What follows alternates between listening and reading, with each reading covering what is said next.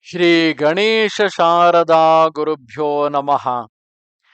Sindhuraruna Vigraham Trinayanam Manikya Taranayaka Shekharam Smitamukhim Apinamakshoruham Panibhyam Alipurna Ratna Chashakam Raktotpalam Vibhratim Saumyam Ratna Ghadastha Rakta Charanam Dhyayet Param Ambika.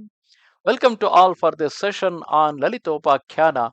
In the previous chapters, we have seen how uh, Durmada and Kurunda, finally Karanka and other seven chieftains, and even Karanka and other five chieftains, and Balahaka and seven chieftains with their hundreds of Akshohini Sainya being completely destroyed in the battlefield.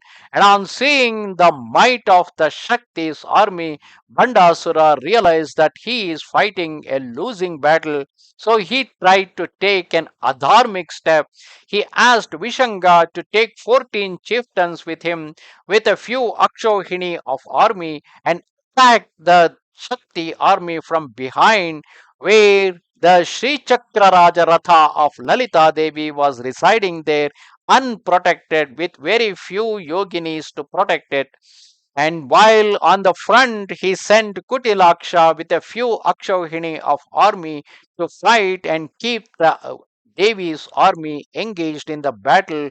And all this was happening under the guise of the night, which itself is adharmic, because the Danavas will naturally be much more stronger during the night period.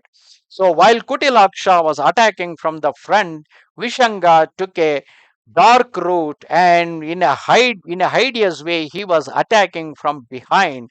However, the Nitya Devis who were protecting the Sri Chakrarajeshwari Lalita Devi, they could able to retreat Vishanga, killing all his 14 chieftains, and finally Vishanga fled from the battlefield.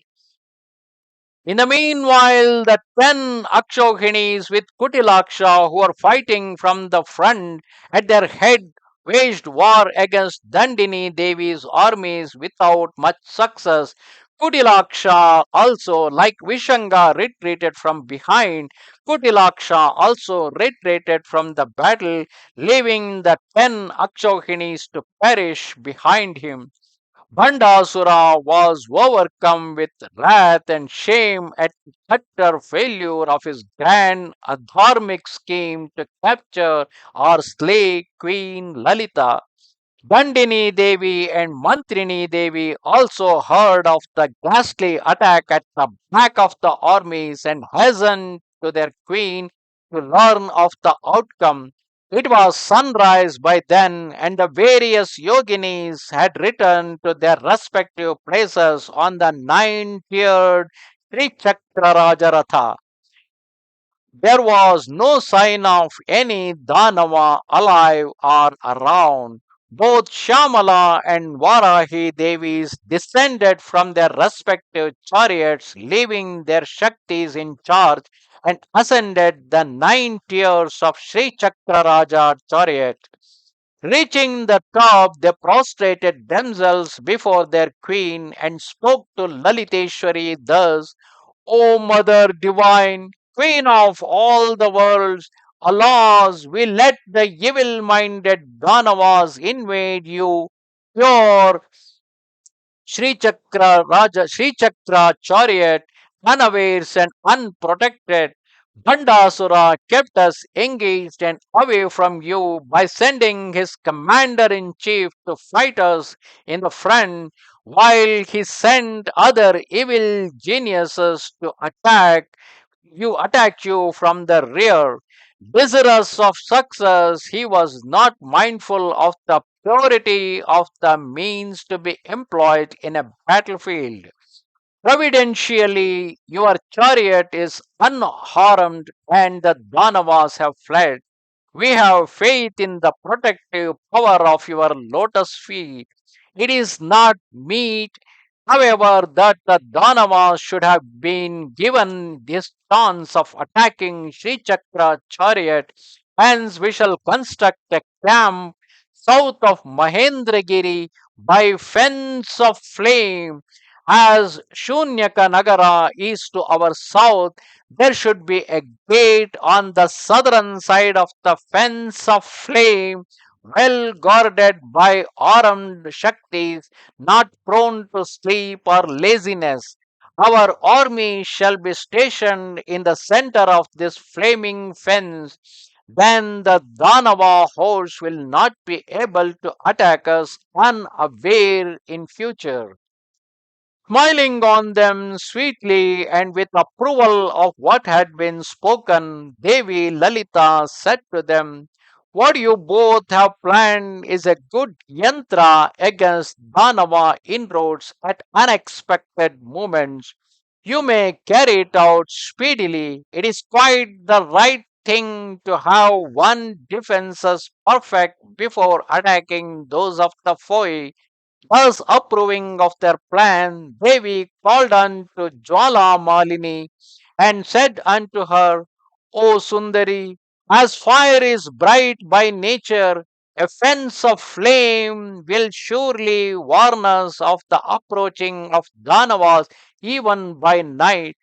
Hence put up this fiery fence 100 yojanas around and 30 yojanas high, and may this surround all our Shakti armies, leaving an opening on the southern side, 1 yojana in length for a doorway, and guard it so that no foe may approach it by but run for his life to escape being burned by your fiery form. So saying, Lalitamba withdrew north of Mahendragiri with all her armies.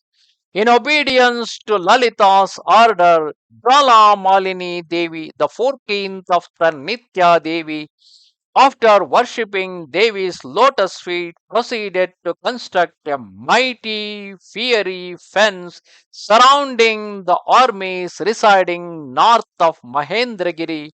Shamala and Varahi put Sri Devi's chariot in the central part. Shamala Devi's chariot was stationed on the right and Dandini Devi's on the left of Sri Chakra. Behind them was Sampadishwari Devi, Sampadishwaris, and next Ashwaroda's 20 Akshohinis, well armed, were stationed at the doorway on the southern side. Dandini Devi then installed Sthambini Devi to remain at the gate. The Devi who was famed for Vigna and called by the name Vigna Devi was also stationed at the gate. Thus protected, the damsel shouted mightily and got ready to invade the Dhanava stronghold. In the meanwhile, the rising sun grew in stature and heat and became red with anger, as it were, at the mean scheme adopted by the Dhanavas to attack unarmed damsels at night. The lotuses that had shriveled up during the fateful night now opened their faces again and smiled, as it were, at the sun at the news of victory of the helpless damsels and the shameful retreat of the Danavas on either side of the Devi's armies.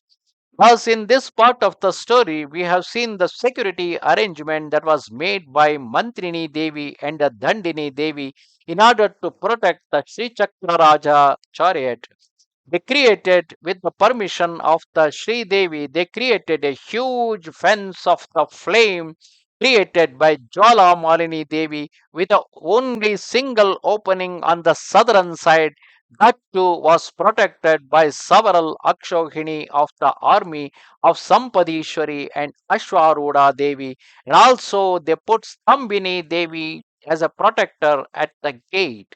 And with this arrangement, they were now getting ready for the second day of the war. Namaste Sharada Devi, Kashmira Puravasini, Swamaham Prarthaye Nityam, Vidya Danancha Dehime. Goodbye.